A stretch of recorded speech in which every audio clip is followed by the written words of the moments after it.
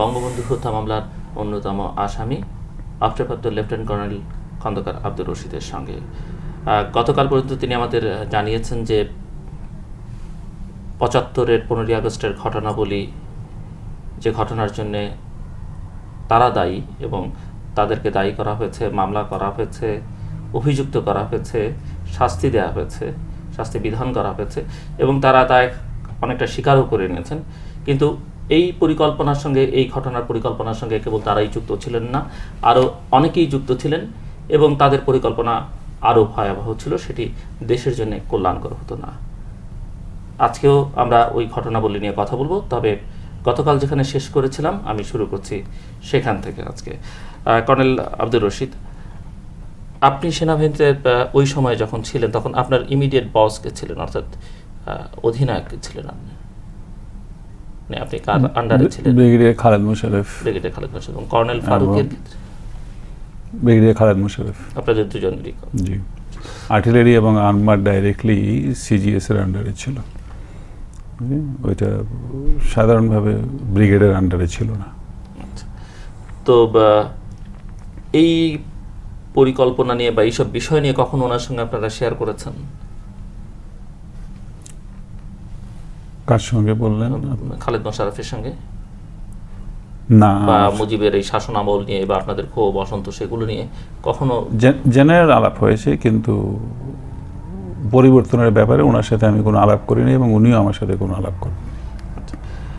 ৭৫ জুলাই মাসে কোনো একদিন সন্ধ্যের সময় জেনারেল মঈন, তৎকালীন কর্নেল মঈন, সম্ভবত মঈনুল হোসেন চৌধুরী, তার বাসার সামনে আপনার তার সঙ্গে দেখা হয়েছিল এবং সেখানে আপনি এই যে বাকশাল, সেনাবাহিনী, রাজনীতি নিয়ে উত্তেজিত হয়ে অনেক কথাবার্তা তাকে বলেছিলেন। তার বইয়ে তিনি এটি লিখেছেন এবং তিনি আপনাকে আপনার ব্রিগেড অধিনায়ক সাফায়াত জামিলের কথা লিখেছেন, উনি যে তার সঙ্গে এইসব বিষয় নিয়ে কথা বলতে বলেছিলেন। আপনি কি মিস্টার জামিলের সঙ্গে এইসব বিষয় নিয়ে কোনো কথা বলেছিলেন? না, কোনো সময় কথাই হয়নি। তখনই কথা নেই। মঈনুল হোসেন চৌধুরীর সঙ্গে কথা হয়েছিল? মঈনুল হোসেন চৌধুরীর সঙ্গে কোনো কথা হয়নি। সো আপনি বলছেন যে ওনার বইতে যেটি লেখা হচ্ছে সেটি ঠিক না? ওইটা অ্যাবসলিউটলি মিথ্যা। ওকে। দেন আপনারা কখন, এই যে আপনি আপনার ভাবনার কথাটা বললেন যে আপনারা এর সঙ্গে যুক্ত না থাকলে হয়তো পরিস্থিতিটা অন্যদিকে টার্ন নিতে পারে, এই যে ৭৫-এর যে পট পরিবর্তনের পরিকল্পনাটা করলেন বা বঙ্গবন্ধুকে হত্যা করা বা তাকে ক্ষমতাচ্যুত করবার যে প্ল্যানটা, সেটা কবে, কখন, কোথায়, কিভাবে করলেন একটু বলবেন আমাদেরকে?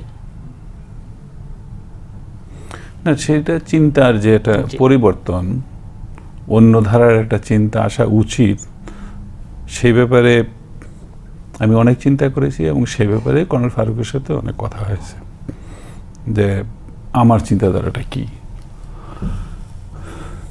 এবং সেই হিসাবে একবার কথা হয়েছে কর্নেল ফারুক, আমি, আর সেখানে মেজর হাফিজ ছিল, মানে মেজর হাফিজ কর্নেল আমিন ছিল, বিএনপির মন্ত্রী, বিএনপির মন্ত্রী মেজর হাফিজ, কর্নেল আমিন, আর কর্নেল আমিন ছিল। কর্নেল আমিন মানে কি পরে মেজর জেনারেল আমিন আহমেদ চৌধুরী? না, আমিন দু তিনজন আছে। এটা হলো 16 বেঙ্গলের, তখন 16 বেঙ্গলের সিইউ ছিল, যেটা জয়দেবপুরে ছিল। আচ্ছা।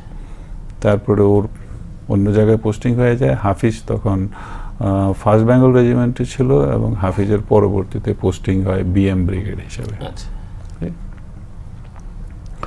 এবং ওদের সাথে ফারুক অনেক আগের থেকে 74 আমার অবর্তমানেও অনেক কথা বলেছে। আমিন কোথায় আছে পরে? না, আমি ঠিক খোঁজ নেইনি।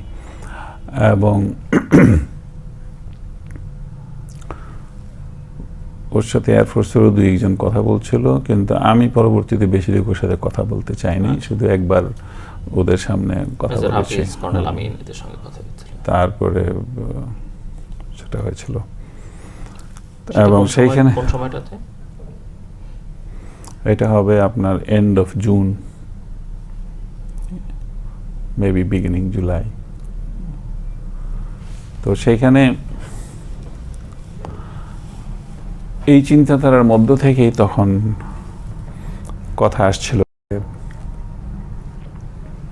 ঠিক আছে তাহলে আওয়ামী লীগের থেকে কে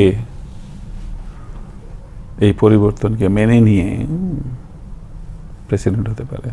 এটা কি ওই মিটিংয়ে আলোচনা হলো? মেজর হাফিজরা যে মিটিংয়ে ছিলেন না? ওইটা ফারুকের সাথে আমার আলাদা হয়েছে, এবং ওই মিটিংয়ে যখন ছিল তখন ওনাদের বক্তব্য কি ছিল, মানে দেব এগ্রিড। আপনাদের সঙ্গে বলেছিলেন? তখন একটু পয়েন্টটা আসলো যে যাকে আওয়ামী লীগের মেইন লিডার উপরের যা প্রেসিডেন্ট হওয়ার যোগ্যতা রাখে তাদের সাথে আলাপ করা উচিত। তখন কে কাদের সাথে জানাশোনা আছে সেই হিসাবে আলাপ করা।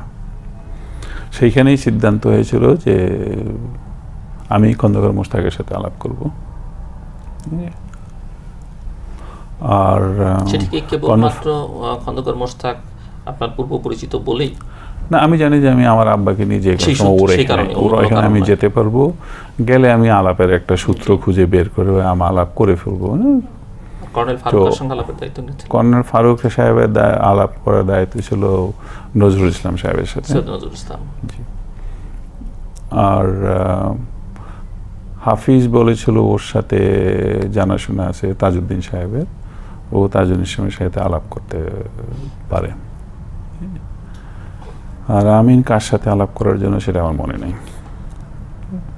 তা আমি বলছি তাহলে আপনারা ওদের সাথে আলাপ করে ইউ গেট দ্য ফিডব্যাক, প্রথমত সেটা ওরা অ্যাকসেপ্ট করে কিনা, এবং যদি অ্যাকসেপ্ট করে তাহলে সেই দায়িত্বটা নেবার সেটা পারবে কিনা, তাদের নিজেদের কনফিডেন্স আছে কিনা।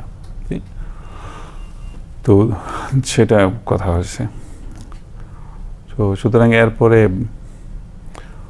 ওরা এসে পরবর্তীতে জানালো যে না, তাজউদ্দিন সাহেব এবং নজরুল ইসলাম দুজনের পক্ষেই ওনারা পরিবর্তনকে উনি স্বীকার করে নিয়েছে যে এই পরিবর্তন হওয়া প্রয়োজন।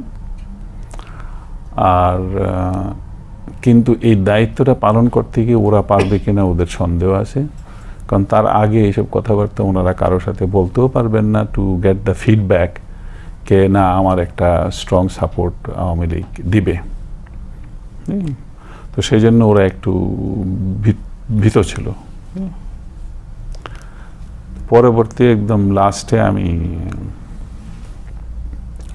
জুলাই মাসের দিকে খন্দকার মোশতাক সাহেবের সাথে দেখা করি, একা?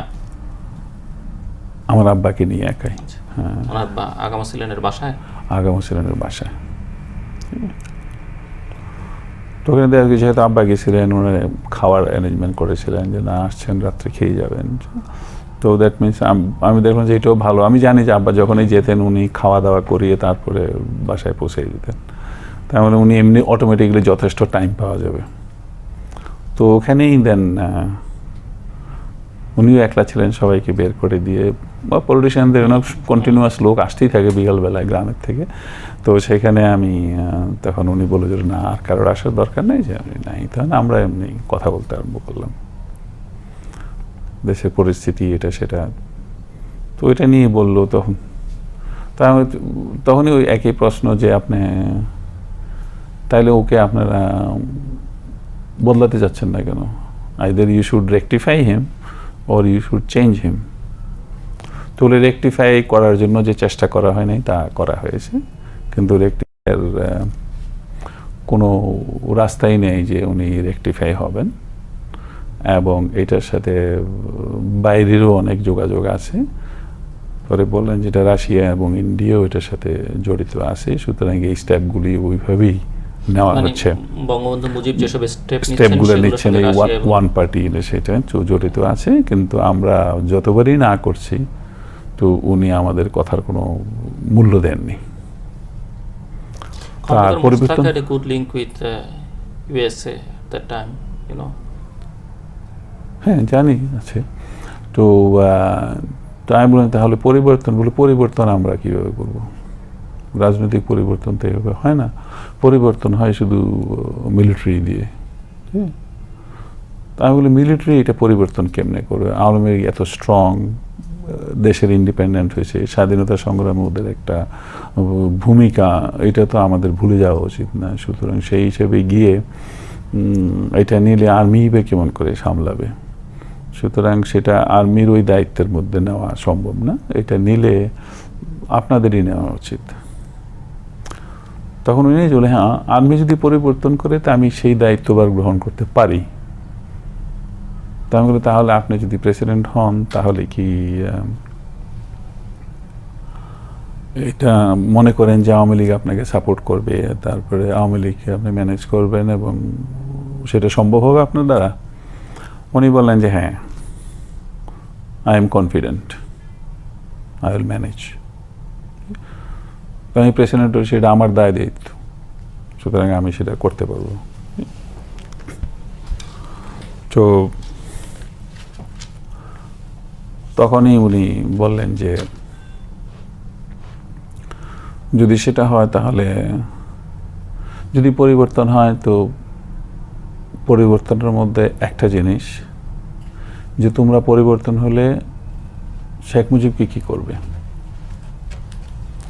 আমি বলি, এখন মনে করেন আপনি প্রেসিডেন্ট, তখন শেখ মুজিবকে কি করা উচিত সেটা আপনি বলবেন। বলে, এখান থেকে তো আমি মনে করি যে আপনি প্রেসিডেন্ট। তখন বলে, শেখ মুজিবকে ইমিডিয়েটলি ট্রাই করে মারতে হবে। বলে আচ্ছা। আমি বলে, ওকে। আমি বলি, সেটা চিন্তা করতে দেখতে হবে। কারণ না, চিন্তা না, যদি শেখ মুজিবকে যদি মনে করেন যে আপনারা ধরে জেলে রেখে দিবেন আর আমি প্রেসিডেন্ট হব, সেই হিসাবে এটা টোটাল ফেইলিওর। সুতরাং তখন আর আমি এটার মধ্যে নাই, তখন আমি প্রেসিডেন্ট হতে রাজি না। আমি বলি, ভালো কথা। তখন বলে, শুধু শেখ মুজিবই নয়, এর মধ্যে আরও কিছু রাজনৈতিক ব্যক্তিত্ব যেতে হবে, যারা ক্ষতির কারণ হয়ে দাঁড়াবে। যেতে হবে মিন্স তাদেরকে মেরে ফেলতে হবে, তাদের ওরা ক্ষতির কারণ হবে।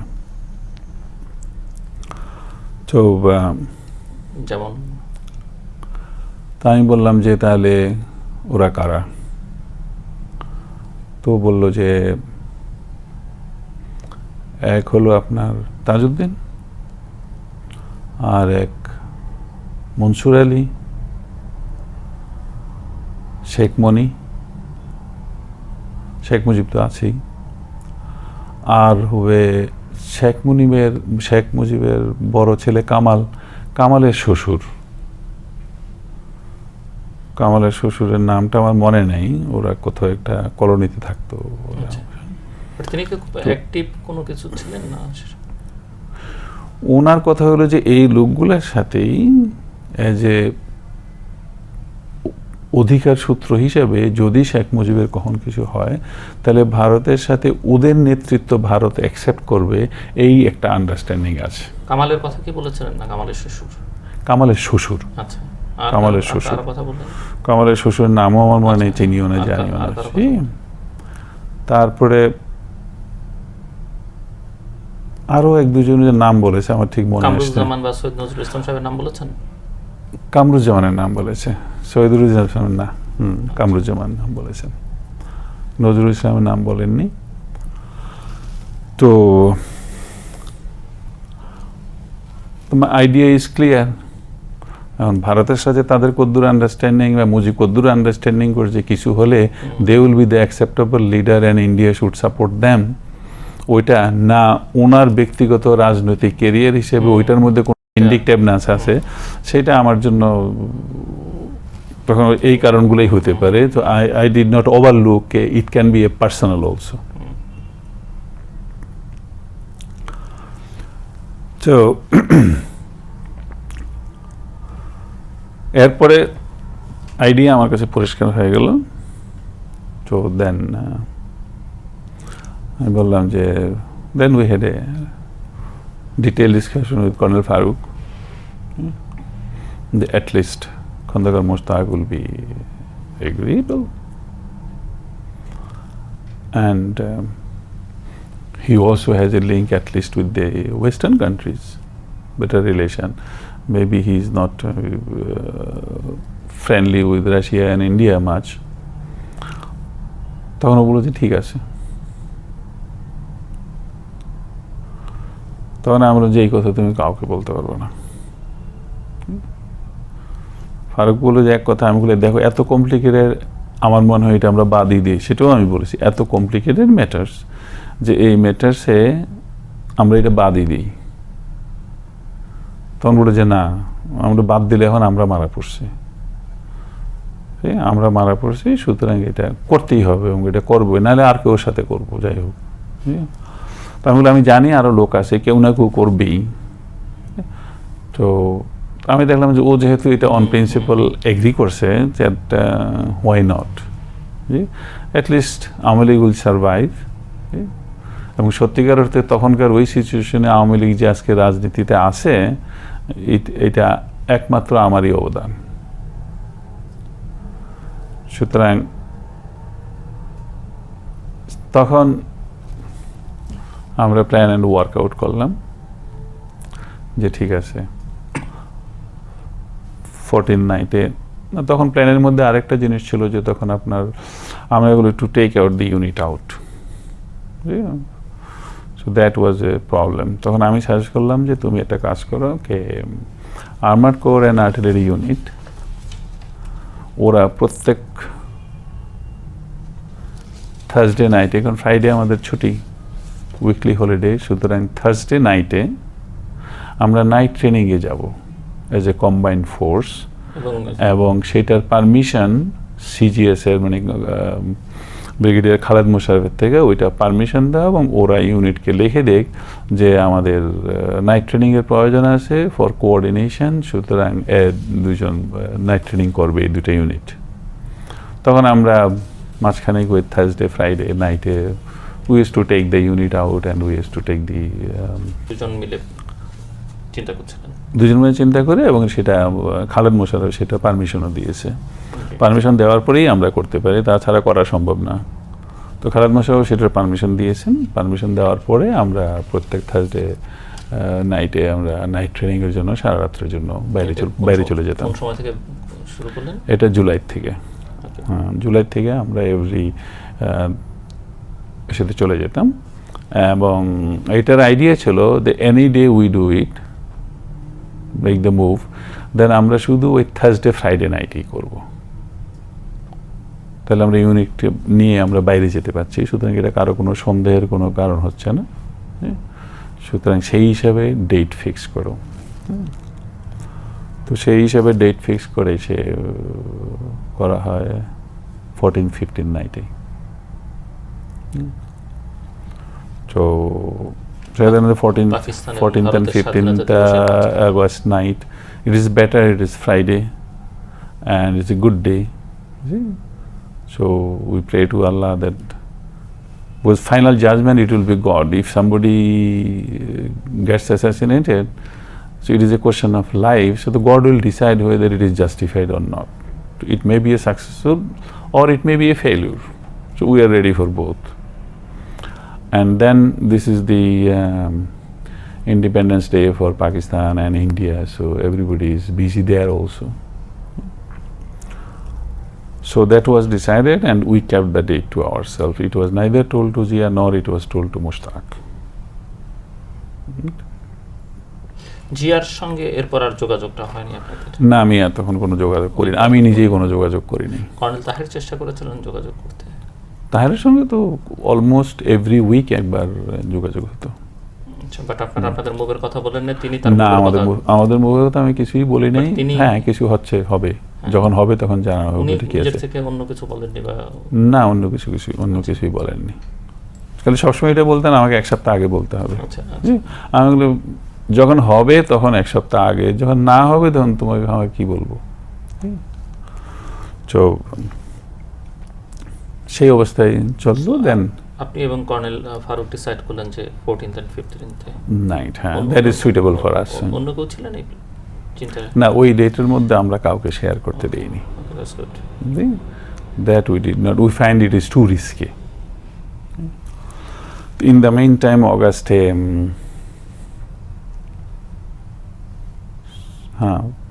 সেকেন্ড উইকের বিগিনিং একদিন ফারুকের বোন আবার তখন ইঞ্জিনিয়ারিং ইউনিভার্সিটি পড়ে, আর্কিটেকচার পড়ে। ও একদিন এসে আমার কাছে বলল যে, রশিদ ভাই, ইউনিভার্সিটিতে আমি কিছু কথা শুনতেছি। আমি কি কথা? তো বললো যে ইসেতে ওরা মনে করে মানে আওয়ামী লীগ যারা করে আর কি ওই গ্রুপের থেকে কয়েকজন এসে আমাকে গত 3-4 দিনে প্রত্যেক দিনই এসে বলে যে দেখো একটা খবর আছে যে আর্মির থেকে কিছু হতে যাচ্ছে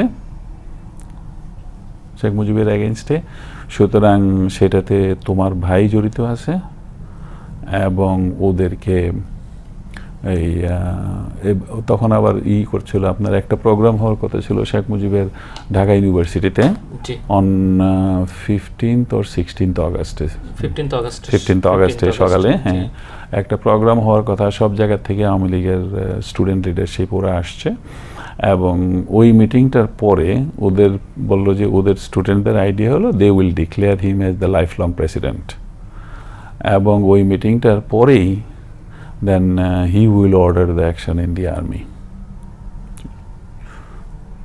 তো আমি বললাম যে আমি তো এমন কিছু জানি না, তো তোমার ভাইয়ের ব্যাপারে বলছে, তো আমার ব্যাপারে তো বলে না, তুমি ভাইকে জিজ্ঞাসা করো। তো কোনো ভাইকে কথা বললে তো সে বলে যে দূর দূর কারণ আসলে তো আমি এটা শুনতেছি, আমার প্রত্যেক দিনে এসে কেউ না কেউ আমাকে বলতেছে আওয়ামী লীগের, যেহেতু আমি ইউনিভার্সিটিতে পড়ি আওয়ামী লীগের স্টুডেন্ট লীগের সবার সাথে আমার জানাশোনা পরিচিত। আমি বললাম যে দেখো ওগুলি কিছু নেই, এরকম গুজব কত কিছুই করে, তো আর যদি ওদের এমন কোনো সন্দেহ তাই গেলে ম্যাক্সিমাম চাকরি থেকে বের করে দিবে। আগেও তো অনেকে বের হয়েছে, জিয়াউদ্দিন বেরিয়েছে, ডালিম বেরিয়েছে, তাহের বেরিয়েছে, মঞ্জুর বেরিয়েছে, তো বের করে দিলে আমরা বের করে যাবো, তো অসুবিধাটা কি? এটা না যে আর্মি চাকরি না করলে আমাদের খাওয়া জুটবে না, যে we have the capacity to survive. ওইটা বলে আমি করে দিছি। তো তখন আমি দেখলাম যে okay, as long as he does it after 15th August, then it is fine, because we know whatever we do it is a success or failure, we are doing it on 14th. So that did not worry us much that we will be disturbed earlier. আপনাদের দুইজনের ফ্যামিলিতে কেউ কি এটি আজ করতে পেরেছিলেন যে আপনারা ইটস এ রিস্কি গেম? এবং না, এটা ফ্যামিলি তো কারোর বললে কি আপনি কোনো ফ্যামিলি কি রাজি হবে নাকি যে আমার তারা কোনোভাবে আজ স্পেশালি রিস্কি কু, হ্যাঁ, যে army chief of staff coup করা is different then army chief of staff যেখানে ইনডাইরেক্ট রোল, আর সেইখানে unit commanders playing the direct role, তো সেইখানে ইট ইজ মোর রিস্কি। তো ওইভাবে তো আপনি ফ্যামিলিকে বলার তো কিছু নেই, Shafiul, but still we consider that Zia is also the chief, deputy chief. তো সেইখানে it is very risky, so you can't expose that risk to any family members. To family members, then in that case, do you think that any family in Bangladesh will say okay? আপনি তখন ক সন্তানের বাবা? আমার তখন 2 সন্তান, 2 কন্যা সন্তান, 2 কন্যা। কর্নেল ফারুকের বাচ্চা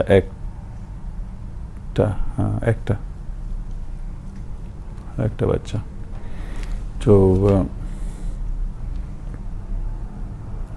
সেইভাবে আমরা এটাকে প্ল্যান করলাম, and we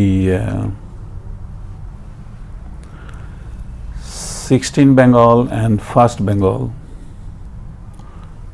the Hafiz was to bring to the action, and 16 Bengal at ওই সময়ে সিও ছিল কর্নেল শাহজাহান, এবং ও suppose to mobilize the 16 Bengal from Joydebpur.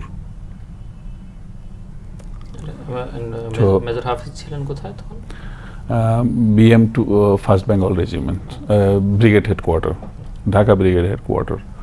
তার কিছুদিন আগেও সে ছিল 1st Bengal রেজিমেন্টে ছিল, তো এইটা ওর দায়িত্ব ছিল।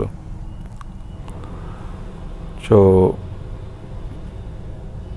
14 তারিখে বিকালে যখন কর্নেল শাহজাহানের সাথে কথা হলো, তখন সে বললো যে দেখো আজকেই আমার ইউনিটকে নিয়ে একটা আর্মি হেডকোয়ার্টার একটা ডেমনস্ট্রেশন ছিল, গত 1 সপ্তাহ ধরে বিজি, আর আজকে সেই ডেমনস্ট্রেশনটা হয়েছে, এবং আমি জানি সেটা ডেমনস্ট্রেশন হয়েছে। প্ল্যানের কথা বলেছেন না? না, he was suppose to mobilize, হ্যাঁ বলা হয়েছে। He was suppose to mobilize. So, তখন তো ও আপনারা- তখন বলল যে মোবিলাইজ আমি করতে পারছি না, কারণ আমার ইউনিট ডেমনস্ট্রেশনে ছিল সারাদিন, আর আগেও এক সপ্তাহ এটার প্রিপারেশনে গেছে। তো আমাদেরও দাওয়াত ছিল, কিন্তু আমি যাইনি কাজে ব্যস্ত বলে। তো ও বলে যে আমার পক্ষে তো এখন আর আর্মি চিফ যাওয়ার সময় 2 দিনের ছুটি ঘোষণা করে গেছে, যে ডেমনস্ট্রেশন ভালো হয়েছে। নর্মাল আফটার ডেমনস্ট্রেশনে 1 মাস কাজ করছে সোলজাররা, তারপরে লাস্ট ডেতে যখন এটা ভালো হয় তখন নর্মালি 1-2 দিনের ছুটি দিয়ে যায়। বলে এখন আর্মি চিফ এটা তো 2 দিনের ছুটি দিয়ে গেছে, সুতরাং এইখানে আমার দ্বারা তো সম্ভব হচ্ছে না ছুটির মধ্যে বের করা, then it becomes doubtful. I said okay fine. তারপরে হাফিজকে দেওয়া হলো, তো হাফিজ বলে যে আমি তখন বিএম পোস্টিং করে দিয়েছি, তবে আমি চেষ্টা করব কোনোভাবে ওয়েস্ট বেঙ্গলকে করা যায় কিনা। ঠিক আছে, ফাইন। তার মানে তিনিও তখন- জানতেন। হ্যাঁ, অফকোর্স। তো ওরা এটা জানতো exactly on last day the 14। তার আগে ওদেরকে বলে নেই যে 15th এরকম decided that you come along. তো মানে আপনাদের কোন- 4 জন জানলেন 14 তারিখ বিকেলে, নাকি আপনাদের ইউনিটের অন্যদেরকে আপনারা বলেছেন তখন পাকিস্তান? না, ইউনিটে আমরা তো ট্রেনিংয়ে যাচ্ছি, মানে এমনি আমাদের বলেন- ইউনিট তো জানাই আছে, আমাদের ইউনিট জানে যিনি ক্লিয়ার যাবে। তো সেইখানে দেখলাম যে আমার ইউনিট আর ফারুকের ইউনিট দুইটি আমাদের কাছে সলিড অ্যাভেলেবল। তো এখানে একটা কথা আছে, আমি যখন আসি, যখন তাহেরের সাথে এই কথা বলা হয়, তখন আমি ফারুককেও একবার জিজ্ঞাসা করেছিলাম যে ফারুক, একটা জিনিস হলো তোমার ইউনিটটা সেটা কমান্ড করেছে major Jalil, and Mojid Jalil is now the chairman of the JSD. এখন যেহেতু জেএসডির একটা আলাদা এজেন্ডা আছে, তোমার ইউনিটে সেটার ইনফিলট্রেশন কতটুকু? সে বলল যে না, আমার এখানে কোনো ইনফিলট্রেশন নাই। আমি বললাম যে না, স্টিল তুমি এটাকে you take care of that and you let me know. কারণ আমার কাছে এখন সময় নাই যে আমি তোমার ইউনিটে গিয়ে সোলজারদের সাথে কথা বলবো আর আস্তে আস্তে কথা বের করব। তো এটা তোমার ডিউটি, তুমি সবসময় লাফাচ্ছ যে করতেই হবে, সুতরাং এই জিনিসটা তোমার বোঝা উচিত। তা না হলে এটা একটা ডেঞ্জারাস হবে, গেম হবে, যেটাতে আমরা আটকেই যাব। সে বলে যে না, ওরকম কিছু না, সব ঠিক আছে। So I said, okay, if you say it, then I trust, and I cannot have the breach of trust now. I say it was all throughout for last 2 years, it was your initiative and all. যদিও আমি ছিলাম না, but এখন এসে দেখতেছি যে আমার আর কোনো উপায় নাই, সেটাকে চেষ্টা করতে হবে যেটাকে সাকসেসফুল করা যায় কিনা, that is my trial. Otherwise আমার কোনো সুযোগ থাকলে আমি যশোর চলে গেলে আমি এটা থেকে বেঁচে যেতাম, মানে I would have been very happy. তো এরকমভাবে এখন যেভাবে জড়ানো হয়েছে, সুতরাং একটা না একটা কিছু করতে হয়, সেই জন্য আমি করছি, এবং I want that if I do it I should try to make it successful. Rest Allah will decide. So then we have moved accordingly. Farooq has prepared militarily everything, different grouping, and briefed them. Major ডালিমকে তখন tag করেছেন আপনাদের সঙ্গে? হ্যাঁ, major Dalim, তারপরে Noor Chowdhury, and colonel Shahriar, then major Huda. এটা last moment tag up. ডালিম আর্মিতে ছিল না, আর শাহরিয়ারও ছিল না, অ্যান্ড মেজর রশিদও ছিল না। তো তাদেরকে নিয়ে আসলেন কেন? আমাদের শর্টেজ অফ অফিসার ছিল, কারণ তখন অ্যাকচুয়ালি অফিসার তো বেশি না, প্রত্যেকটা ইউনিটে 3-4 জন অফিসার। তো সেইভাবে প্রয়োজন হয়েছিল ইসেতে। তো সেই হিসেবে ডিটেল ওয়ার্কআউট সেটা ফারুকের রেসপন্সিবিলিটি ছিল, এবং ফারুক সেটা করেছে। সেই গ্রেসিতে ওনাদের সঙ্গে আপনারা কতদিন যাবত এইসব বিষয় নিয়ে কথাবার্তা বলছিলেন? About 10 days before. তার আগে ওনারা এই মুভটা সম্পর্কে তেমন না। তো সেইখানে গিয়া ও ব্রিফ করছে, এবং তখনও আমি ব্যস্ত ছিলাম যে to make the arrangement with Mushtaq and political side কী হবে না, it is quite worrisome. It is not all that an easy game. So in the end, one thing happened. ওই দিনই বিকালবেলায়, থার্সডেতে বিকালবেলায় একটা ইন্ডিয়ান হেলিকপ্টার ক্র্যাশ হয় চিটাগাঙ্গে, এবং ওইখানে ওদের কতগুলো অফিসার ছিল, সবাই মারা যায়। Then whole army headquarter and even the government, they were all busy to collect the dead bodies and send them to India. So there was a lot of tension. তো সেই হিসাবে তো আমি দেখলাম যে এইটাও একটা ইনসিডেন্ট, যেটা ভালোই, সবাই ব্যস্ত আছে। তো then we moved according to our decision, Farooq গেল। সো এইখানে there was never any idea to assassinate any of the family members. Including Bangabandhu Mujib. হ্যাঁ, ইনক্লুডিং বঙ্গবন্ধু মুজিব। কাউকে মারতে কাউকে মারার কোনো কথা নেই। তো what was the plan? Razizi Mujibur Rahman should be brought to the race course. Race course ওখানে on that night? Yeah, immediately after surrendering. তো রেস কোর্সে নিয়ে আসা হবে এবং রেস কোর্সে এনে ওনাকে কোর্ট মার্শালে ট্রাই করা হবে এবং সেই হিসাবে ডেথ পানিশমেন্ট দিয়ে ডেথ এক্সিকিউট করা হবে। That was the plan for his assassination. It is only him. There was there was nothing should happen to any other individual's family. না, না। আচ্ছা, তো সেইখানে তো সেইখানে ওইটাই দেখবেন যে আপনার ওদের ব্যাপারে আমার ডিসিশন হলো যে আমি ওদের কাউকে কিছু করব না। Your personal decision? হ্যাঁ, it was my personal decision যে Sheikh Mujib is fine and Moni is fine. Nothing beyond that. Sheikh মনিকেও ধরে আনার প্ল্যান ছিল? হ্যাঁ, শেখ মনিকে, হ্যাঁ, because he is too dangerous for the student, এবং কামালের সাথে ওর প্রায় ঝগড়া হতো স্টুডেন্ট পলিটিক্স নিয়ে, but he is considered to be one of the most dangerous person. তারপরে ওইটা ব্রিফ করে ওদের ব্যাপারে এটা decision, but about the family member ওর children and anything there was no instruction as such. They are supposed to be absolutely safe. Khondaker Mostaq যাদের কথা বলছে ওগুলো আমি ওদের একজনেরকেও আমি করতে চাই না। আমি কর্নেল ফারুকও বলেছে, হ্যাঁ আমাদের হ্যাঁ আমি হ্যাঁ সেটা বলছে, আমাদের এটা কি ঠেকা লাগলো আরেকজনের এইসব জ্ঞানজামি করার জন্য। সুতরাং ওইটা কোনো অবস্থাতেই নেই। আমরা ডিসাইড করলাম যে ওইটা মোশতাককে বলারও দরকার নেই, বাট আমরা এটার মধ্যে যাব না। সুতরাং দে ওয়ার ফ্রি। আমরা দেখুন যে 15th অগাস্টে আমরা ওদেরকে অ্যারেস্টও করতে দিইনি। If you think about that দুটা ইনসিডেন্ট কে 15th অগাস্টের পরে বেশ কিছুদিন আমরা ওদের অ্যারেস্টও করতে চাই না। আমি বলি ওরা অ্যারেস্ট করবে না, মারবে কি করে, এটা মুশতাকের ব্যক্তিগত ব্যাপার, ওইটার মধ্যে আমরা যাবই না।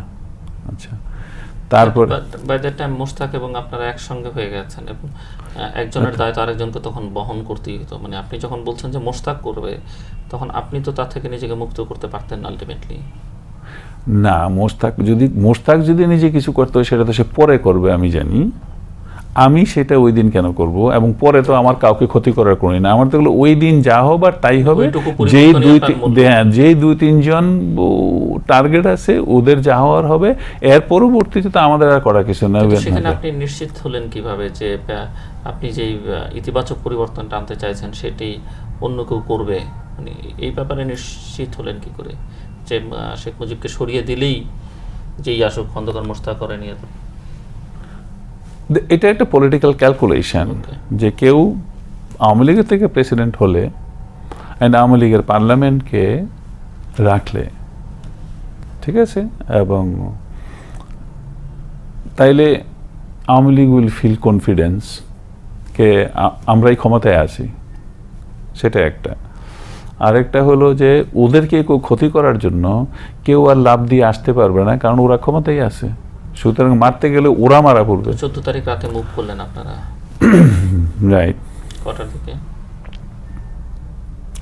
কবে? সকাল 4টা-5টার দিকে তো মুভ করছে। আপনি তো নিজে সরাসরি move করলেন। না, আমি আর ফারুক সরাতে যাই না। আমি 32 নম্বর কোথায় আমি এখনো চিনি না। রাফলি আইডিয়া ধানমন্ডি লেখে 32 নম্বর কোথায় আমি নিজে চিনি না। হ্যাঁ, তো আপনি ছিলেন কোথায় ওই ঘটনার সময়?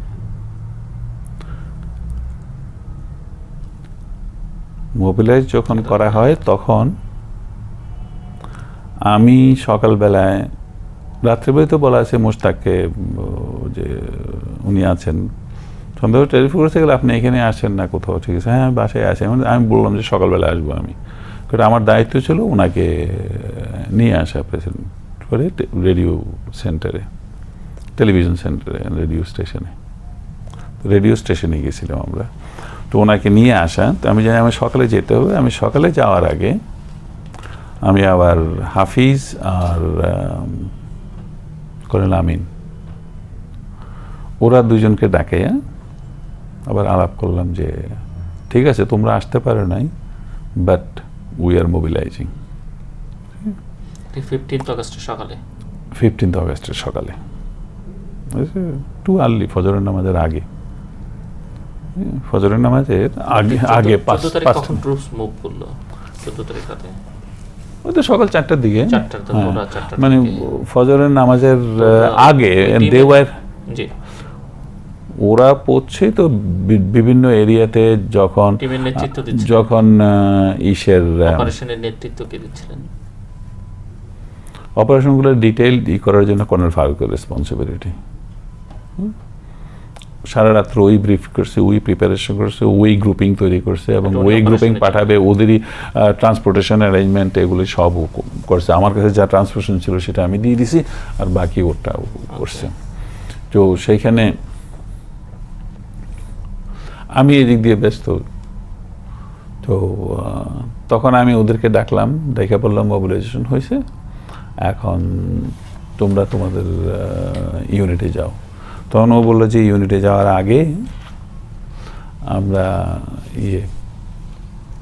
সব ব্রিগেড কমান্ডার ছিল তখন সফায়েত জামিল,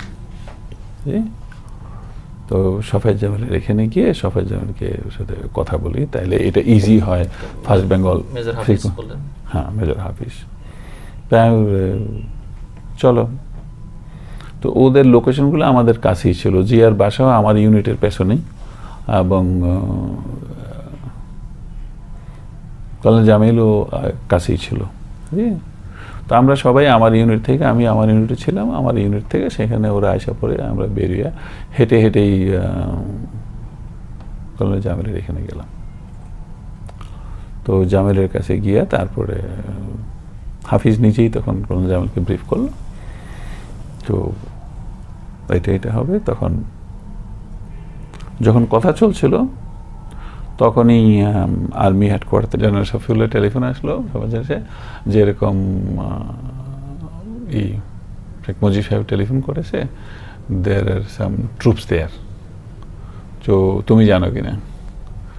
তো উনি বললো যে টেলিফোন রেখে বলে যে না, ট্রুপ গেছে, আমি কিছু জানি না। তারপরে এসে বসছে, বসার পরে হাফিজ ওনার সাথে কথা বলছে সেটা। এরপরে সেকেন্ড টেলিফোন আসছে যে উনি তো মারা গেছেন, শফিউল্লাহরই টেলিফোন আসছে। তারপর বললো যে মারা গেছেন, আচ্ছা কি করা যায়, আচ্ছা ঠিক আছে। আবার চলে আসলেন, চলে এসে তারপরে সফায়েত জামিল বললো যে ঠিক আছে আমি তাড়াতাড়ি রেডি হয়ে নিচ্ছি। সফায়েত জামিলকে কি ফোন করলেন আপনারা? না না, ওর বাসায় বসা ড্রয়িং রুমে। আচ্ছা, কর্নেল জামিলের কথা বলছিলেন? হ্যাঁ, ওই না সফায়েত জামিলই তো, কর্নেল সফায়েত জামিল, হ্যাঁ জামিল, হ্যাঁ। তো জামিলের বাসায় বসা, হাফিজও আছে, এমন আমিনও আছে ওখানে। তো বাসায় এসে বলে আমি তাড়াতাড়ি রেডি হয়ে নিয়েছি, তারপরে বেরোচ্ছি। তো উনি তাড়াতাড়ি রেডি হয়ে এলেন, রেডি আমরা আবার হেঁটে হেঁটে আসতেছি। আইসা তো আমি বললাম যে এখানে আপনি ব্রিগেড হেডকোয়ার্টারে যাবেন ইউনিটে? এরা তাহলে হ্যাঁ ওখানেই যাবো তাড়াতাড়ি, তবে 1 মিনিট আমি জিয়ার বাসায় যাচ্ছি, গিয়ে জিয়ার সাথে একটু কথা বলে আসি, কথা বলে আমি ব্রিগেডে চলে যাবো। তো সেইখানে সেই কথা হওয়ার পরে তারপরে আমরা ওখান থেকে বেরিয়ে গেলাম। আমি হাফিজকে বললাম ঠিক আছে তুমি ব্রিগেডে থাকো আর ফার্স্ট বেঙ্গল রেজিমেন্টকে তুমি স্ট্যান্ড বাই রাখো। তো সেইখানে আমরা তো উনি গেলাম। কোনো মানে ওনার রিয়াকশন কি ছিল এই মুহূর্তে? নাথিং, কর্নেল সাফাত জামিলের কোনো রিয়াকশন ওয়াজ নাথিং। এবং উনি আপনার- রেডি হলেন, রেডি হয়ে হাফিজ যখন ব্রিফ করলেন তখন হ্যাঁ। উনি তেমন কিছু বলেন না, শুনে যাচ্ছেন। তারপরে উনি রেডি হলেন, রেডি হয়ে আমাদের সাথে হেঁটে হেঁটে জিয়ার বাসায় আসলেন এবং হেঁটে হেঁটেই জিয়ার বাসায় আপনি গেছেন। কোথায় গেলেন?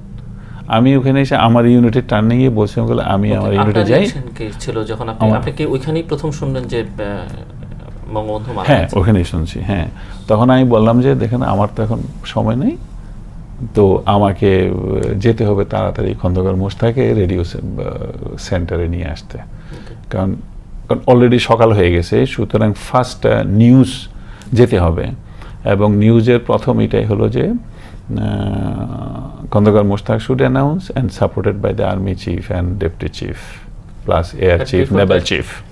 মেজর ডালিম তো মেড অ্যান অ্যানাউন্সমেন্ট। হ্যাঁ, বেশারি বলছি। তো সেইখানে উইদাউট এনিথিং আমি যখন খন্দকার মোশতাক নিয়ে আসতে গেছি, ডালিম জোর করে নিজের থেকে গিয়ে রেডিওতে গিয়ে সে একটা মানে অ্যাবসলিউট একটা থার্ড ক্লাস অ্যানাউন্সমেন্ট করছে। আচ্ছা, যদিও সেখানে বলছে খন্দকার মোশতাকের নেতৃত্বে এবং জেনারেল জিয়াউর রহমানের নেতৃত্বে কি জানি বলছে, এটা আমি শেষে আমার এত রাগ হয়েছিল যে এই করার জন্য, এটা it is it is a breach of trust. জি। আমি বলি এটা করার জন্য আমার এত রাগ হয়েছে যে এটা আমি পরে শুনতেও চাই না কি বলছে। তো এবং সেখানে গিয়ে আমি খন্দকার মোশতাককে নিয়ে চলে আসি রেডিওতে।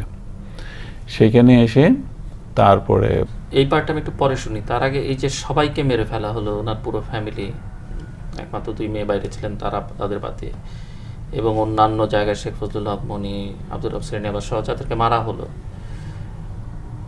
এটি কিভাবে ঘটলো যদি আপনাদের প্ল্যানের মধ্যে না থাকে? ইনক্লুডিং শেখ রাসেল, একটা বাচ্চা ছেলে।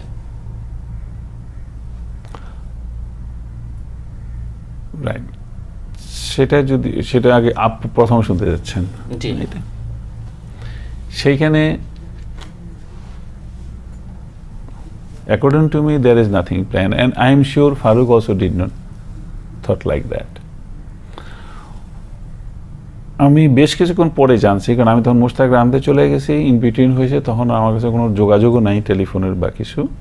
তো আমি মনে করছি যেভাবে প্ল্যান ছিল সেভাবে ফারুক এনশিওর করছে। Farooq was suppose to be in the race course where we made a headquarters, যে ফল ব্যাক হেডকোয়ার্টার ওখানে, এবং Farooq will handle that and Farooq will be দেয়ার।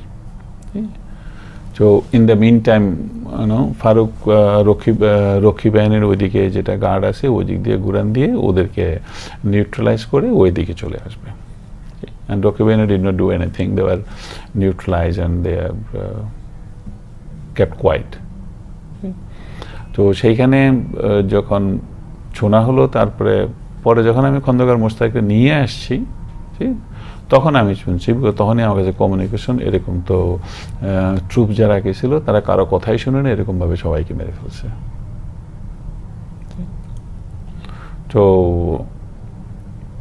তখন আমি বললাম যে ঠিক আছে, এই কথা খন্দকার মোশতাককেও বলার দরকার নেই, কারণ তাহলে সেও যদি ব্যাগে বসে যায় আমি তাহলে প্রেসিডেন্ট হব না, কারণ সে তো কোনো ফ্যামিলি মেম্বারের ব্যাপারে সেও তো কিছু বলে নেই, আমি তো বলি নেই। তখন আমি বলছি ঠিক আছে, এটা পরে হবে। তখন ওইদিকে আমি সবার জন্য বলছিলাম যে ঠিক আছে আপনি ব্রিগেডিয়ার করে বা ফার্স্ট বেঙ্গলে থাকেন। তখন শফিউল্লাহ, তারপরে জিয়া, তারপরে army air chief and Naval chief, ওদেরকে ডাকলাম যে ফার্স্ট বেঙ্গলে চলে আসেন। ঠিক আছে, ফার্স্ট বেঙ্গলে চলে আসেন। তারপরে ওরা সবাই ফার্স্ট বেঙ্গলের অফিসে চলে আসলো। ফার্স্ট বেঙ্গলের অফিসে চলে আসলো এবং তখন যখন আমরা সবাই যখন ওখানে গেলাম, তখন বলে যে, তখন আমি যখন গেলাম তখন দেখলাম যে ফার্স্ট বেঙ্গলের যে ট্রুপস আছে তারা আগে আমাদের প্রত্যেক অফিসে, আপনার ফার্স্ট বেঙ্গলের অফিসের মধ্যে শেখ মুজিবের ছবি সিওর অফিসে লটকানো ছিল, ওইটাকে নামাইয়া ওরা ওইটার উপরে লাফাচ্ছে আর এনজয় করছে। তো যখন শফিউল্লাহ জিয়া ওরা সবাই চলে আসলো, তারপরে আমি গিয়ে পৌঁছলাম, ওরা বলছে ওরা চলে আসছে, তো ঠিক আছে। তো আমি গেলাম, আমি যাওয়ার পরে তখন আমি বললাম যে চলেন যাই, এখানে খন্দকার মোশতাক ওখানে আছে। তখন শফিউল্লাহ একবার বললো যে দেখো ডালিম এমনভাবে খারাপ ব্যবহার করছে, আমার তো যেতে ইচ্ছা করছে না। আমি বলি ডালিম খারাপ ব্যবহার করছে, সুতরাং সেটা দেখা যাবে, আপনি এখন চলেন। তারপরে সেই কিছু বলে নাই। Shafiullah Zia, air chief, Naval chief, 4 জন এটা রেডিওতে আসলো। রেডিওতে আসার পরে খন্দকার মোশতাক স্পিচ দিলেন এবং সাথে সাথে Shafiullah Zia and air chief and Naval chief ওরা ওদের এলিজিয়েন্স দিল। দ্যাট ইজ দ্য এই জায়গায় আমরা আজকের পর্ব শেষ করতে হচ্ছে। আপনার সঙ্গে আবার আগামীকাল আমরা কথা বলবো। প্রিয় দর্শক, আমরা আজকের মতো বিদায় নেব। আমাদের এই অনুষ্ঠান সম্পর্কে আপনারা লিখবার ঠিকানা পরিচালক তৃতীয় আমাদের চ্যানেল IGP বক্স 2433 ঢাকা 1000। যারা ইমেল করতে চান করতে পারবেন এই অ্যাড্রেসে team@ccn-media.com এবং SMS এর মাধ্যমে আপনাদের মতামতগুলো আমাদের জানাতে পারেন 6969 নাম্বারে SMS করে, যে কোনো মোবাইল থেকে। কর্নেল আব্দুর রশিদ, অসংখ্য ধন্যবাদ আপনাকে আমাদের সময় দেওয়ার জন্য। আপনাকেও অশেষ ধন্যবাদ।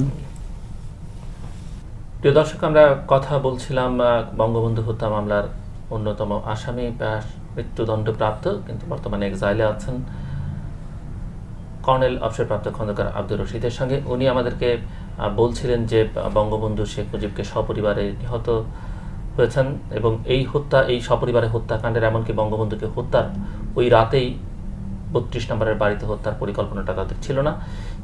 কিন্তু কিভাবে ঘটনাটি ঘটলো, কেন ঘটলো, সেটি নিয়ে আমরা তার সঙ্গে আগামী দিন কথা বলবো। উনি আমাদেরকে জানিয়েছেন যে খন্দকার মোশতাক আহমেদ রাষ্ট্রপতি হবার দায়িত্ব পালনের সম্মতি দিয়েছিলেন অনেক আগেই, দায়িত্ব নিতে গেছেন সে কথাও জানিয়েছেন এবং সেনাপ্রধান, নৌবাহিনী প্রধান, বিমান বাহিনী প্রধান তাদের সমর্থনের কথা আমাদেরকে জানান। আমরা বাকিটা আগামীকাল শুনবো চ্যানেল আইতে তৃতীয় মাত্রা অনুষ্ঠানে একই সময়ে। ততক্ষণ পর্যন্ত আপনারা ভালো থাকবেন, সুন্দর থাকবেন, সুখে থাকবেন এবং সুস্থ থাকবেন।